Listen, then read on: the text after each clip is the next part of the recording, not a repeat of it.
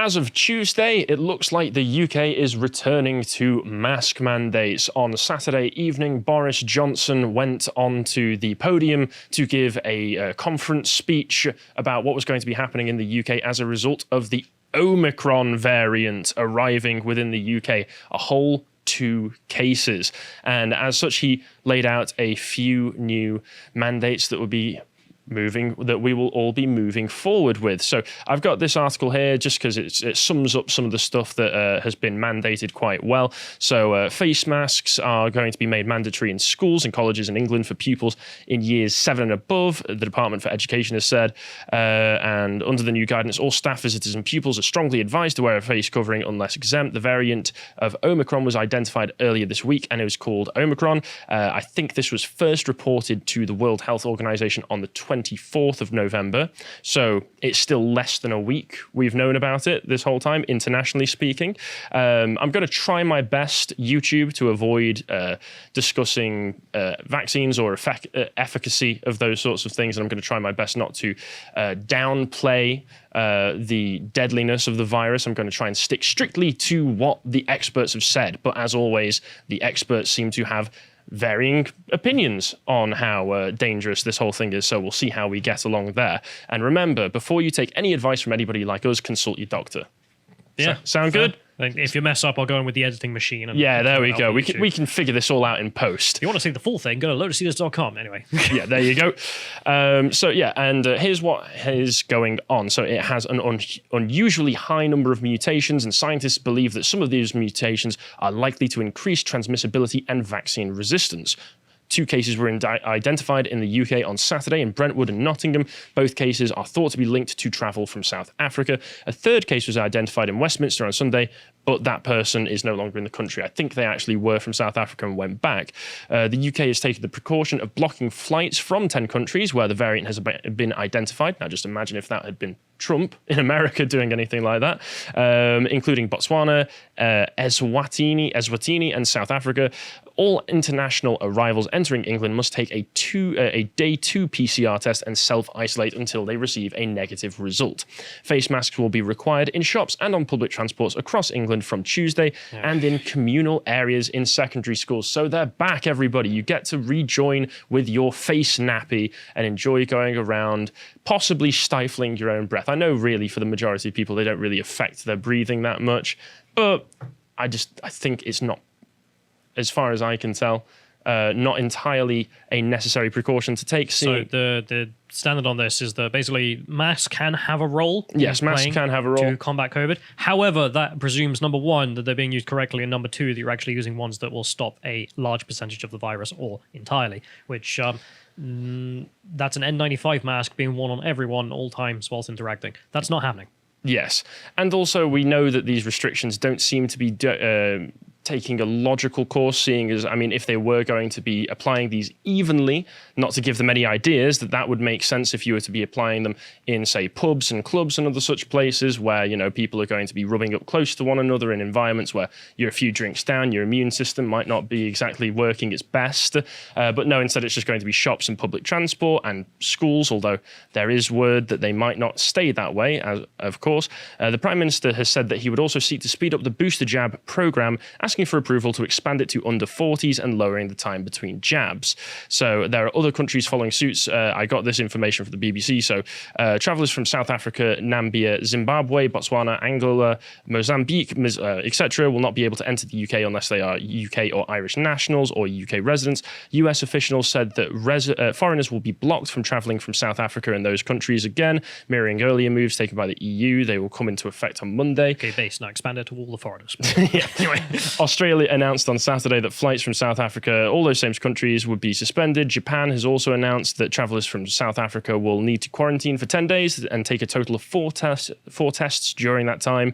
India has ordered more rigorous screening and testing for travellers arriving from South Africa, Botswana and Hong Kong. Canada is barring all foreign internationals who have travelled through South Africa and those countries in the last 14 days. So this all kind of sounds to me like it's bad news, right? This, if they're taking all of these precautions, the Omicron variant must be really bad, must just make you drop dead on the spot, right? Well, the person who discovered it might have some words with you about that. So if we skip along. Yeah, I'm not going to play the clip because it's a little bit long, but just to sum up some of the things, this doctor is Dr. Angelique Coetzee, who is a South African doctor, who is the woman who discovered the variant in the first place. And she basically just sums it up with the symptoms seem to be aches and pains with a bit of a headache, scratchy throat, and no loss of smell or taste. You actually had COVID for a little bit, didn't you? Did you experience the loss of smell and taste? Taste a bit, yeah. Yeah. Made all the foods taste the same, so there was no point in eating junk food, which was nice. Oh, that's all right then. A good dieting option. Yeah, not a recommended diet. Not recommended.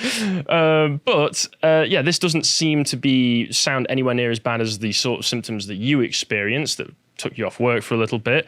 And she's basically just summed it up with very, very mild symptoms. She had, when she figured out what was going on, she alerted the advisory committee, and everybody that she works with knows that it's extremely mild. And she said that we've already probably had it in our country without knowing it. She can't say for certain, but that's what she thinks. I'm sorry. Just the idea of yes, this new deadly virus, you probably already had it in the country and not even known. Yes, sounds deadly, doesn't it? Right. Doomsday scenario knocking at our doors. And she says we're panicking. Everybody taking all of these precautions, she is saying, is panicking far too much. 2 weeks from now, we might know a bit more. But from what we can see now, we are all panicking. And this may remind you of the hysteria that came up at the beginning when people discovered the dreaded Delta variant, which everybody was summing up in a very similar way of being, oh, it's going to be the end of the world. We need to do this. We need to do this. We need to do this.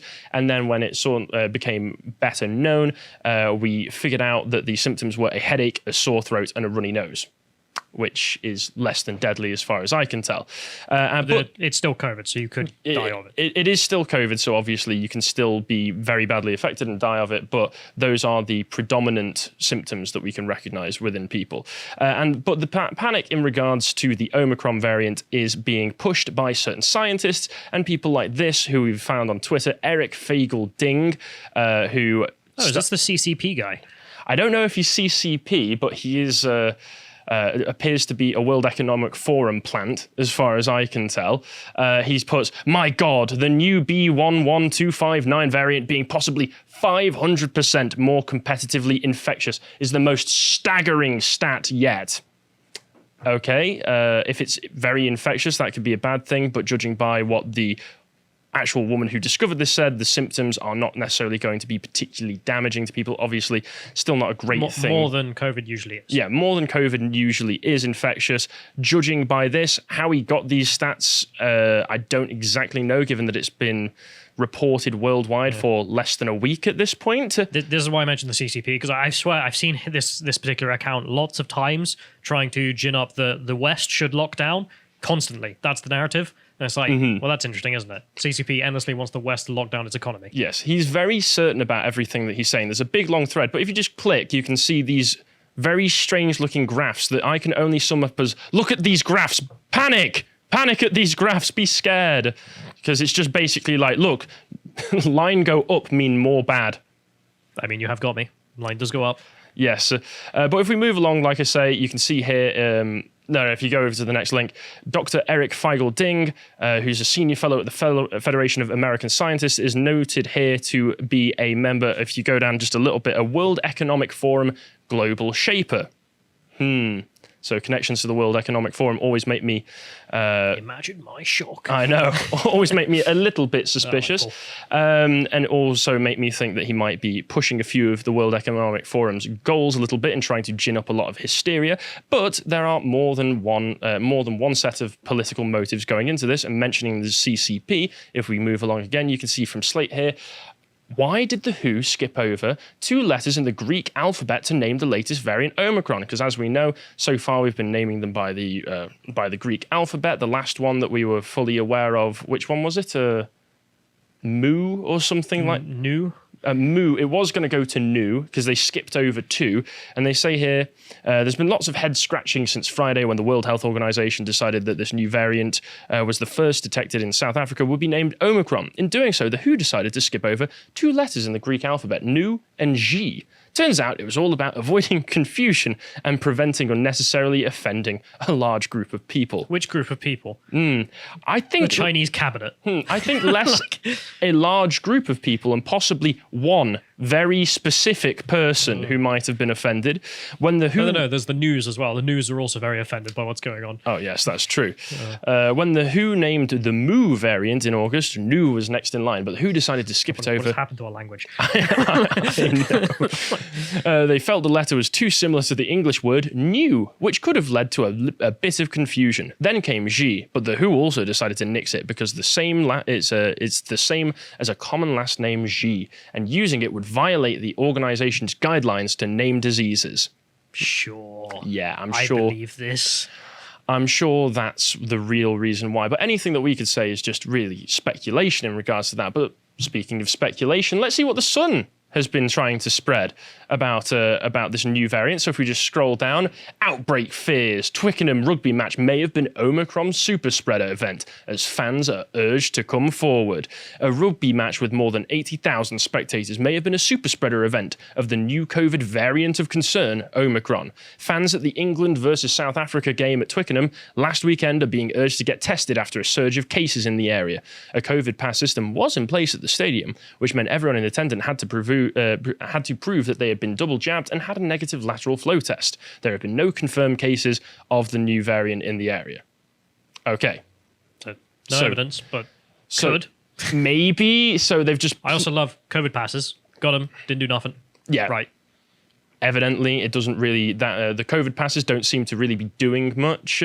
And they've just plucked this speculation out of thin air. This is completely baseless. Just panic, everybody. Remember to panic. This is a new variant. We need to panic no matter what. So Sajid has been speaking about the new measures in regards to this, and he's been speaking to Andrew Marr, I believe this was. This is from Lawrence Fox telling you to pointing out look at Sajid's eyes, that he looks quite scared. So if we want to just play this clip, we can hear him talking about these new measures.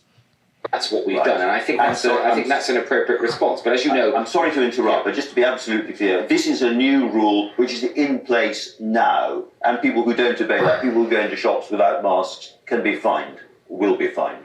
Well, what has changed, I think, with this announcement is that I think the British public can see why the government has announced this, and they have, I think, throughout the pandemic, always acted in a responsible way, I'm just asking listening to the latest information. I'm just asking a very straight question about what your actual proposal now is. Are you insisting, as a government, that everybody going into a shop wears a mask? And are you going to take sanctions on people who refuse to? Yes, it will be a legal requirement by government regulation to wear masks in shops and public transport. Let's move on.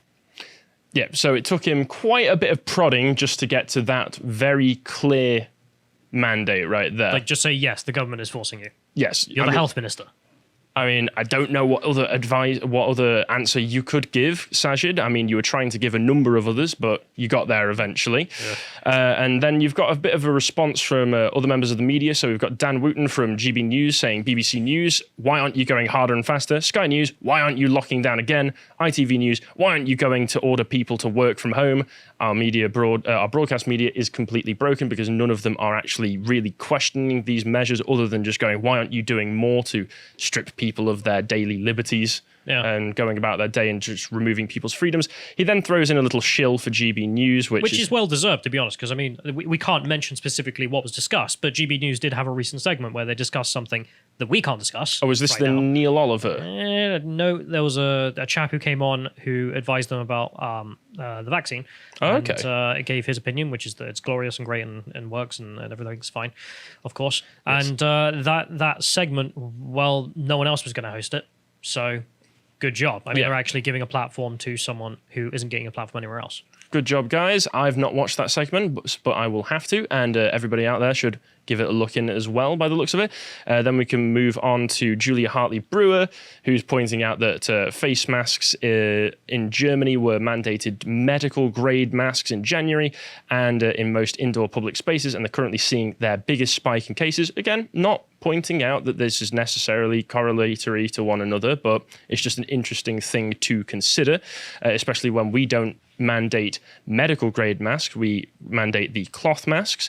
If we carry on, we can also see, shockingly, Right Said Fred, a 90s boy pop band or something like that, who Callum, of course, has no idea about, have been pointing out that Boris Johnson said that this can be spread between people who are double vaccinated, which again is just pushing more the boosters. If we carry on again, we've got this article from The Independent saying that, from Javid saying, we can carry on, but there's no real guarantees. England is nowhere near introducing tougher COVID restrictions yet, says Sajid Javid. Despite the return of mask wearing and PCR tests for travellers, the health secretary rejected stricter curbs such as social distancing or a working from home rule, arguing they carry a very heavy price and are not necessary now, despite the arrival of the Omicron variant. Mr. Javid also said that people should continue with their plans as normal for Christmas, although warning it would be irresponsible to make guarantees. And there you go. Sorry, Sajid, given the way that the government has handled this whole thing, I just don't believe you. What you're saying there, I'm fully expecting a lockdown. Yeah, they're going to try. They're going to issue an order, and there'll be a bit of paper. And, well, don't care. Yeah, I don't care. You're not going to stop me from seeing my parents and family at Christmas, Sajid, no matter what you say. And I also don't trust any of the scientists who are advising you. If we move along, we can see this Guardian article. Another COVID Christmas, Britain's urged to delay festival plans. And who in particular do you think might have been urging that?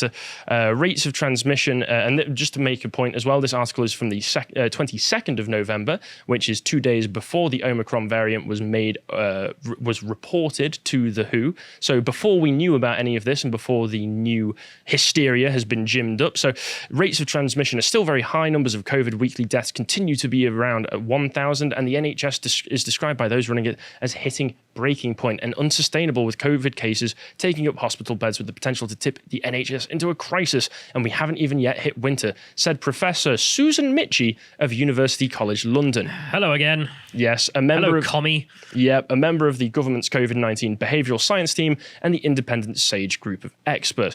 What else? I know. Who would Communist Party member as well. Who would have been surprised that the famous Communist Party member, as you mentioned, Susan Mitchie, would be advocating for more government restrictions and more government control? I never saw that one coming. And just to point out as well, if we move along, she's been advising lockdowns and stricter lockdowns for ages now.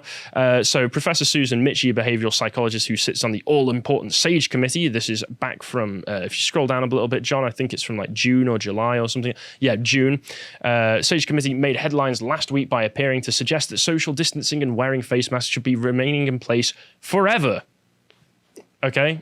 I mean, literally the South Park meme, the post-COVID special they've done, where they're like 30 years later, the end of COVID. Yeah. So we're literally going to just do this forever now. This is life. Even if COVID did go away, well, you know, it's better safe than sorry. Best just wear them forever. Yeah. What about the flu? What about anything? What if I trip over and scrape my elbow? Should I be going out wearing elbow pads constantly all the time, every day? Spoilers, but that is actually part of the special. They have all the old people locked up, and if one of them escapes, like the whole country breaks down. So they're like, we can't have an old person die. Oh no, we need to keep them alive forever. The professor of health psychology has been an outspoken advocate of strict lockdown measures, both serving on SAGE's scientific pandemic insights group on behaviour and advising the World Health Organization on COVID-19. This, honestly, Sajid, is why I don't trust you, because the people advising you in regards, and the World Health Organization in regards to this, are all communists. I mean, Jeremy Clarkson made the joke earlier this year and got in trouble for it, but I mean, tell me where he's wrong. I mean, when they stop being Communist Party members, I'll stop calling them communists. Yeah, exactly. Well, when they stop sounding like communists, I'll stop calling them communists. I mean, that's true, but they literally are party members. That's the thing. It's like, if you can't call them commies, who's a commie? Yeah. Move along again. We've got an independent article. So now that all of this has come out, Susan Mitchie has said that in this independent article, measures to spread to deter capitalism did this. Or? Probably, maybe she muttered it under her breath. Yeah. Measures to deter the spread of Omicron variant of coronavirus have been dismissed by scientists as Plan B light, amid warnings that the new mutation is far more transmissible than earlier ones. And which scientist said that? It was Professor Susan Mitchie, of course, a member of the blah blah, who said that the measures were Plan B light when we should have gone Plan B plus. Okay. I'm very language. I know. I'm very surprised that he hasn't gone further, especially in light of the World Health Organization and Sir Patrick Vallance, our chief scientific advisor, saying that you must go early and go hard in these situations. And I'm sorry, but generally, as far as I'm concerned, this isn't medical advice, but the liberties of the British people should take precedent over these things. Also, even just from a scientific, like purely, just ignore politics for a minute. You follow the data. Yes. Like that's how you respond to these things. And the person who pointed this, who found this in the first place is going, well, it's kind of just mild. And they're going, we need to freak out. So who do you trust? Yeah. Sir Patrick Vallance, what's been recommended is less than what the SAGE were suggesting in September before the Omicron threat was looming. Hence why people have kind of stopped taking SAGE anywhere near as seriously, even in periods where the numbers are all going down. They're still like, panic, we need to lock everything down. Sir Patrick Vallance, the government's chief scientific advisor, joined Mr. Johnson at the press conference. He said in the UK might need to face up to the possibility of further action if the Omicron variant is very transmissible. But there appears to be a little bit of division within the science, trademark. If we move along, there are other members of the SAGE group saying that, well, come on, guys. It's not as big a disaster as you're making it out to be. So the Omicron variant is not a disaster, and some people may be hugely overstating the situation, a scientist advising the government says. Microbiologist Professor Callum Semple says vaccines are still likely to protect you from severe disease, and asked whether people should be fearful of the new variant. Professor Semple, who sits on the UK government's scientific advisory group for emergencies, told BBC Breakfast, "This is not a disaster, and the headlines from some of my colleagues saying this is horrendous, I think are hugely overstating the situation. Immunity from the vaccination is still likely to protect you from severe disease. You may get a sniffle or a headache or a filthy cold, but your chance of coming into hospital or intensive care or sadly dying are greatly diminished by the vaccine and still will be going into the future." So, reasonably, who am I more likely to believe? The people doom-saying and saying that the whole sky is going to fall, or this man who seems to trust in the efficacy of the vaccines and be keeping a calm and collected head over the whole situation? Yeah, I mean, that's the point of the vaccines. Yes, is to keep you safer from these symptoms. Point of these vaccines is the fact that you get them, you have less chance of dying. That's, we did the job. What is it, like 80-90% of the British public have the vaccine or whatever? I think something along, double jabbed, I think it's like 80%-ish. Yeah. The concern was never people might die. That's not a concern legitimate enough to do anything on this kind of level. The concern was always, will the NHS be overwhelmed? That was always the argument, and I just keep bringing it up because it just gets forgotten by the wayside. Yeah, people have lost sight of that. If everyone's got the vaccine, and the vaccine means you don't go to hospital or a massively reduced rate, the NHS is not going to be overwhelmed. That's the whole point of why we spent all this money. Yeah, so we do not need these measures, as far as I can tell. That was the original argument. And then if we go along, once again, in regards to the softly touch that the media has been taking with this whole thing, we've got Calvin Robinson pointing out that within the Ofcom guidelines, if you just click on this so I can see it a bit better than there, John, within the Ofcom guidelines, they have said that we strongly advise you to take particular care when broadcasting. For example, statements that seek to question or undermine the advice of public health bodies on the coronavirus or otherwise undermine people's trust in the advice of mainstream sources of information about of the disease is to be avoided, as far as I can tell. So Ofcom is stifling public debate and free speech. That's directly to SAGE, and SAGE having commies on it, who are insisting on full lockdowns. Cannot question them, according to the regulator. Yes, having glad we're not on TV. Yes, having worked under an organisation, a community radio station, who were regulated by Ofcom in the past, all I can say is that Ofcom must be destroyed, personally. Moving along again, Politics for All pointing out that 6 cases of the COVID-19 Omicron variant have been identified in Scotland. So just throwing it out there, Scotland, prepare for a lockdown. That's all I can really say there. Just assume they were still in one. Yep. However, across the pond, we can see that there is a shining beacon of hope. Who is that in the distance I see? Why, it's Florida man himself. Ron DeSantis. Oh, God bless. The fucking trumpet music plays. Yeah, so on Friday, Florida reported 1,393 new cases of COVID-19, roughly 6 cases per every 100,000 residents, and Governor DeSantis has engaged in unparalleled legal fights to ban mask and vaccine mandates, sparking condemnation from the media and health officials. Florida's trend doesn't follow that of the US, with cases spiking in the nation and expected to rise even more during the holiday season. Meanwhile, the CDC data shows that Florida reported a 7-day average moving death rates of just 1. DeSantis was branded the angel of death. What a contrast there. By a Vanity Fair article. Yep. That blamed him for preventing constituents from contacting the virus and dying. I don't know if that's a typo from the Daily Mail there. I would think that preventing constituents from contacting the virus and dying is a good thing, or maybe the Vanity Fair are just that stupid to have written that in the first place. Yeah, so basically Florida's doing great right now, and they're desperate to make Ron DeSantis look bad, even though, judging by everything, he's doing a fantastic job. And it shows just once again that the success of Governor DeSantis' science-based and data-based policies, DeSantis press secretary told Fox News. He's always made decisions based on the data, and that continued even during the Delta surge this summer, when he realized what would help was not mask mandates in school or lockdowns, but to provide treatment that actually works. Yeah, they're focusing on those who are going to die, the elderly being the first thing he did, for example. Yes, and they kind of just sound like they're mocking the media at this point. They're still trying to take him down. Yeah, and he opened the 25 state-supported monoclonal antibody sites that provided that treatment all over the state free of charge to over 150 Floridians, saved thousands of lives, and that happened starting in August. Since then, our cases are down by over 95% with no restrictions on people's freedoms.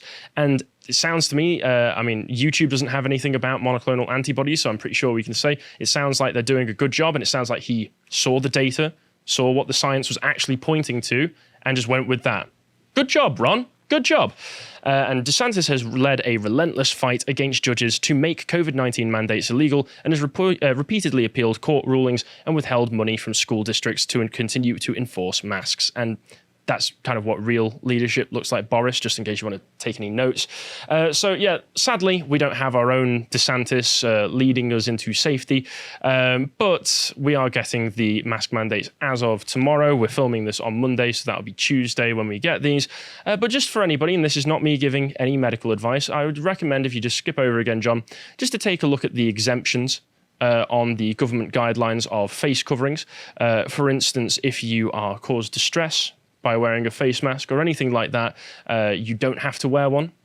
And there are no laws in place where you need to hand over any documentation or anything to prove that you are caused distress by these. So I'm not giving medical advice, and be careful. That's just what the law is. Yeah, that's just what the law is. I'm not saying that you should do anything in particular with that advice, but just keep that in mind, just in case. If you enjoyed that segment from the podcast, The Lotus Eaters, you can go to lotuseaters.com and sign up to get access to all the premium content we have on the site. Yeah, we've got absolutely loads of this. We've been doing this for over a year now, so we've got a massive library of content that we're really, really proud of. We've got loads of premium articles, which we have written by our in-house writers and external writers, such as this one by Hugo, which is talking about the great narrative of the World Economic Forum and how it's falling apart. The cracks are becoming visible. And we also have, for silver tier members and above, an audio track read by Jonathan Crow, who's a very, very good speaker, and this makes it easier for you. We also have our regular series, such as Contemplations, like this one, where I debate Josh about whether free will's an illusion or not. I am very firmly on the free will exists side of things, and Josh is wrong, but you can find out why if you go and sign up. We also have the epochs that Bo and I do, which is fantastic. At the moment, we're halfway through, or 2/3 of the way through the series on Belisarius. Do you know who Belisarius is, Callum? Go to reconquered Rome. Yes, he did. And Lost it. It's honestly a genuine tragedy, and it's a really sad tale. And we're just at the apex of his conquests at the moment. But next week, we'll get to enjoy the tragedy of it. It's really sad. But we also do loads of other stuff, like interviews that we did, one recently with Philip Tanzer, who's a men's rights activist and conservative activist. And in this second one, we end up talking about the sort of metaphysics of masculinity. What is it you're trying to uphold by being a man? And I think it's important. Lots there to learn. And he's a very interesting thinker anyway. We also have the book club, which is fantastic. We're about to record another one now, but this last one we did was Niccolo Machiavelli's The Prince. So if you want to get the most out of these books, you can join us there, because we've done a lot of work studying these. And we also do premium podcasts covering sensitive subjects, such as what happened to the January the 6th rioters.